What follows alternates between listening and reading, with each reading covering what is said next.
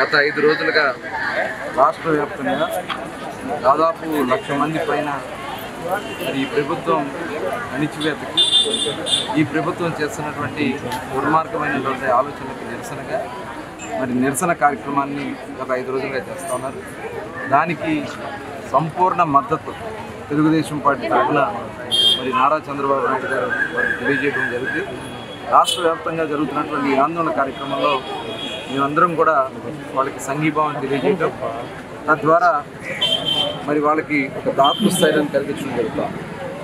ఇవాళ ఒక న్యాయమైనటువంటి కోరికల కోసం కనీస వేతనం శాసనసభ్యుడు మాజీ మంత్రి పేర్ని నాని గారు నేను మొన్న అడిగిన దానికి తుఫాన్ వచ్చినటువంటి ప్రాంతాల్లో కనీసం ప్రజలు ఎన్నుకున్నారని చెప్తున్నటువంటి పేర్ని నాని గారు వాళ్ళకి మద్దతు సపోర్ట్ చేయడానికి కానీ కనీసం వెళ్ళి సందర్శించలేదని చెప్తే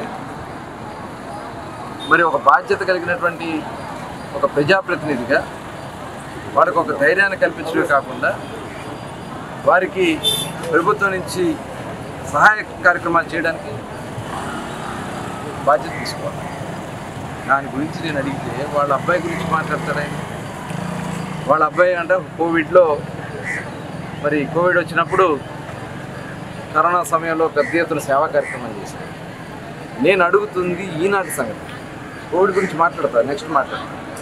ఈనాడు రైతుల కష్టాల్లో ఉంటే మీరు ఏం చేశారని చెప్పి నేను అడిగితే దానికి సమాధానం చెప్పుకోలేనటువంటి చేతకాని దద్దమ్మ పేర్ని నాని గారు. దద్దమ్మ, చేతకాని దద్దమ్మ. ఇవాళ మీ ముఖ్యమంత్రిని మీరు ఒప్పించలేరా? ఇవాళ తుఫాను పోయి 15 రోజులు దగ్గర అవుతూ ఉంటే కనీసం వచ్చి మీరు ఇవాళ రైతాంగానికి కష్టాన్ని తెలుసుకోకుండా మీ ముఖ్యమంత్రి గారికి చెప్పకుండా చేతకాని దద్దమ్మలుగా ఉన్నటువంటి మీరు మీ కొడుకుల్ని ప్రమోట్ చేసుకోవడానికో మీ కొడుకుల్ని అందలాలు ఎక్కించుకోవాలని చెప్పి మీరు అరువులు సాగుతూ ఉన్నారే. కోవిడ్ గురించి ఏం చేశారు మీరు? కోవిడ్లో రెమ్డెసివిర్ ఇంజక్షన్లు అమ్ముకున్నారు, బ్లాక్ స్కానింగ్ సెంటర్లో పెట్టించి స్కానింగ్ సెంటర్లో కమిషన్లు కొట్టుకుంది మీరు. కోవిడ్ని వ్యాపారంగా మార్చుకున్నటువంటి వ్యక్తి పేర్ని నాని గారు. మీకు దమ్ముంటే ఎంక్వైరీకి పెట్టించండి, నేను చెప్తాను.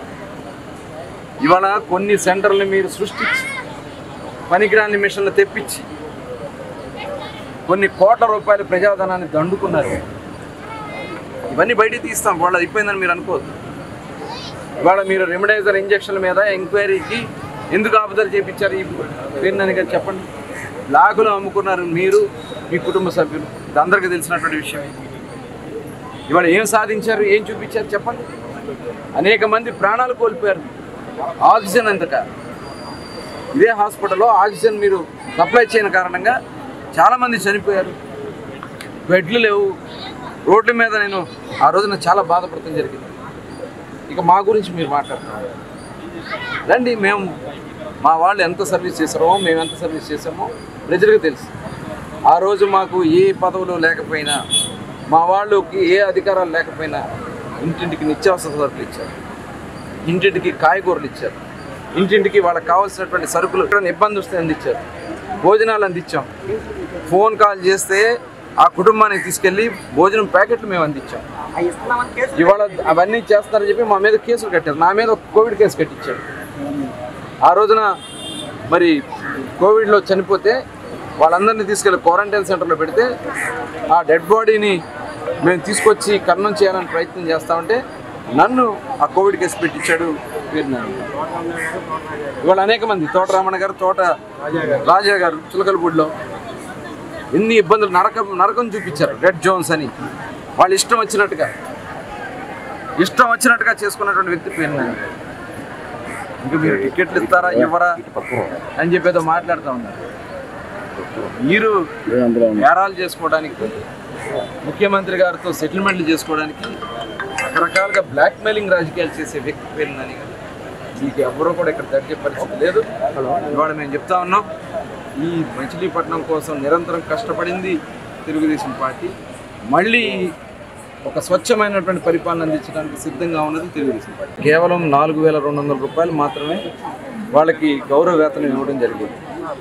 దాన్ని 6,300 పెంచి దాదాపు 10,500 ఆనాటి ముఖ్యమంత్రిగా ఉన్నటువంటి నారా చంద్రబాబు నాయుడు గారు చేయడం జరిగింది. ఆ రోజు ఉన్నటువంటి బడ్జెట్ ప్రకారం మరి అంత పెద్ద ఎత్తున ఇవ్వడం అనేది మరి ఆ రోజున సాహసోపేతమైనటువంటి.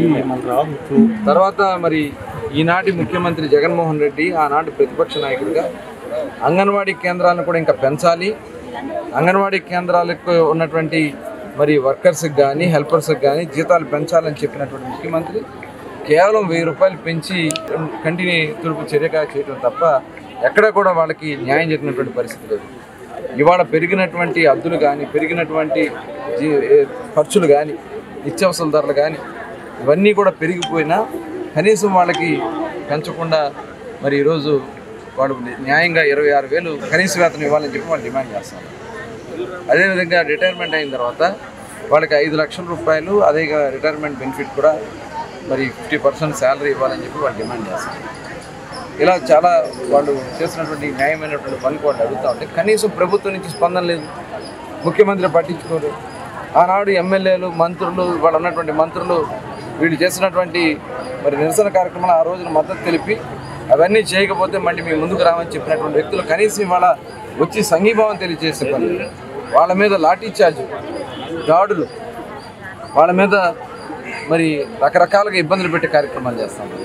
కానీ ఈనాడు ఒకటే హామీ ఇస్తా ఉన్నాం, తెలుగుదేశం పార్టీ మరి రాబోయే కాలంలో ప్రభుత్వాన్ని ఏర్పాటు చేస్తాం.